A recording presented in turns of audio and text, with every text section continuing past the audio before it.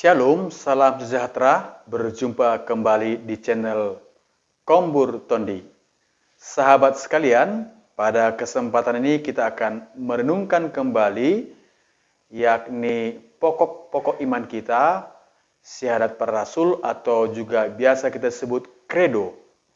Dalam doa syahadat para rasul atau credo, kita mengucapkan, aku percaya akan Allah Bapa yang Maha Kuasa, Pencipta langit dan bumi. Kemudian, dalam rumusan iman yang dihasilkan dalam Konsili Nisea tahun 325 dan Konstantinopel 381, ditambahkan dengan kata-kata dunia yang kelihatan dan yang tak kelihatan.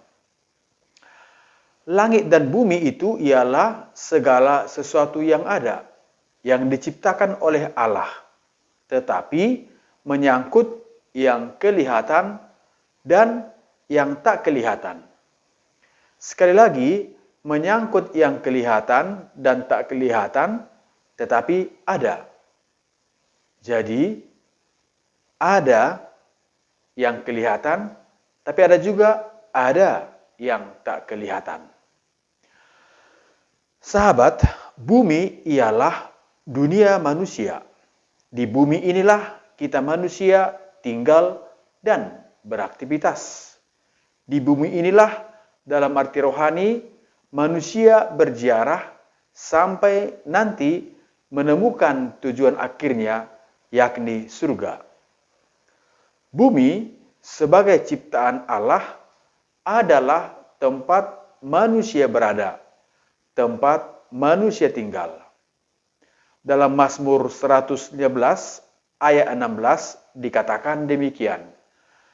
Langit itu langit kepunyaan Tuhan, dan bumi itu telah diberikannya kepada anak-anak manusia.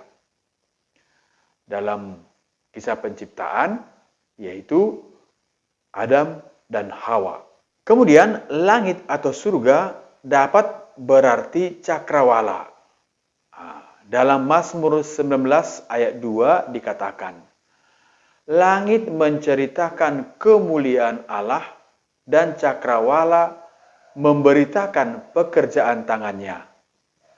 Langit atau surga adalah tempat Allah yang sebenarnya, karena Ia adalah Bapa kita di surga.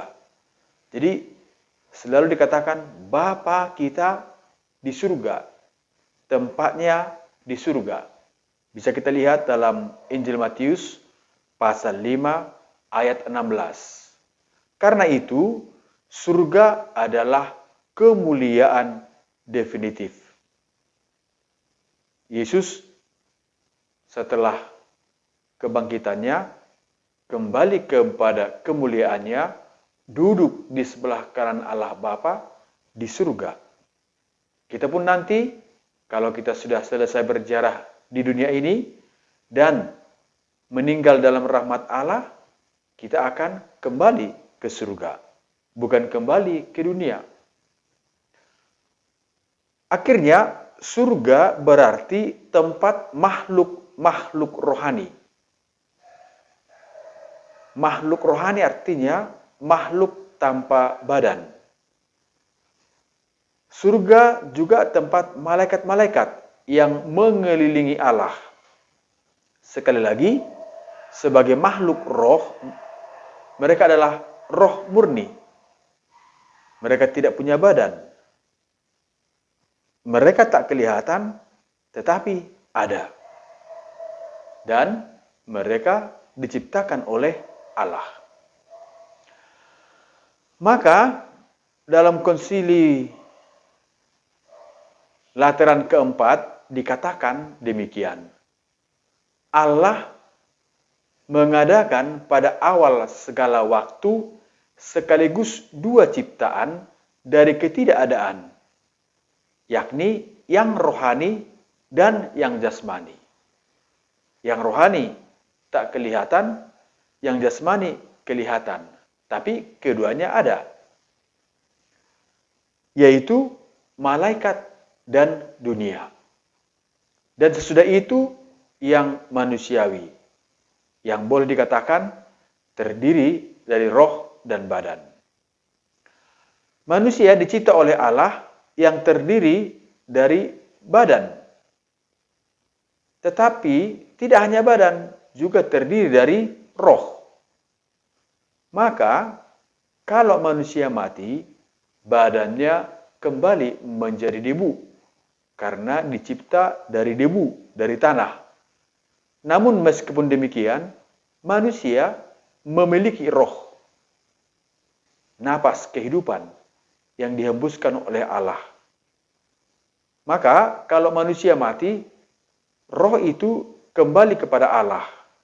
Dalam arti kalau selamat, kalau mati dalam keadaan rahmat. Sedangkan badan menjadi debu. Manusia ada dan kelihatan. Malaikat dicipta oleh Allah yang terdiri dari roh murni. Malaikat itu ada tetapi tak kelihatan. Manusia, bumi ada dan kelihatan.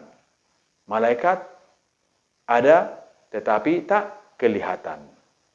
Karena mereka adalah roh murni. Sama seperti kalau orang bertanya, adakah hantu? Adakah roh jahat? Ada. Yesus seringkali mengusir roh jahat, tetapi tak kelihatan. Yang bisa melihat hanya Yesus.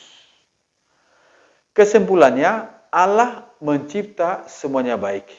Ada yang tinggal di bumi, dan ada yang tinggal di langit, di surga, cakrawala, yang tadi disebut adalah surga, tempat makhluk-makhluk rohani dan malaikat yang mengitari, mengelilingi, memuji, mendengarkan Allah. Sahabat, semoga permenungan ini membantu kita untuk semakin kagum, memuji, dan memuliakan nama Tuhan. Shalom, Tuhan Yesus memberkati.